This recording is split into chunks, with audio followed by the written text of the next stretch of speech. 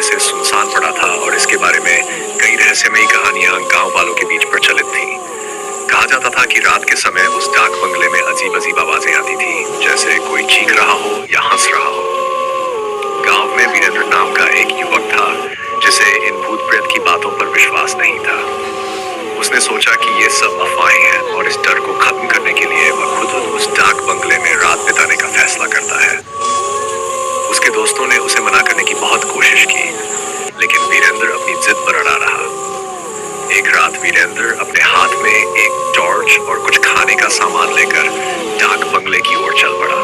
डाक बंगले तक पहुंचते पहुंचते रात हो चुकी थी। बंगले के पास पहुंचकर वीरेंद्र ने देखा कि यह जगह काफी जर्जर हो चुकी थी। चारों ओर झाड़ियां उग गई थी और खिड़कियों के कांच टूटे हुए थे। दरवाजे के पास पहुंचकर उसने उसे धक्का दिया और दरवाजा चरमराता हुआ खुल गया।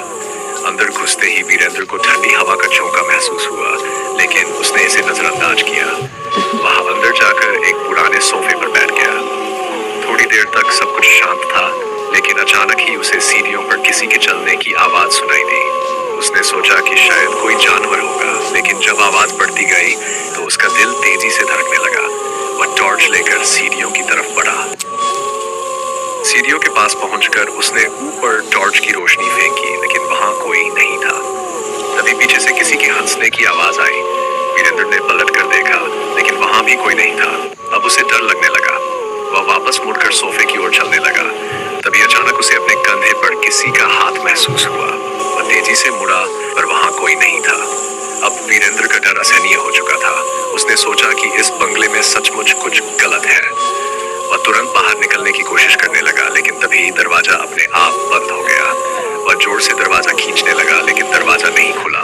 उसकी चीखें चारों तरफ गूंजने लगी, लेकिन कोई उसकी मदद के लिए नहीं आया। सुबह गांव वाले जब वीरेंद्र को ढूंढते हुए डाक बंगले पहुंचे, तो उन्हें बंगले का दरवाजा खुला मिला।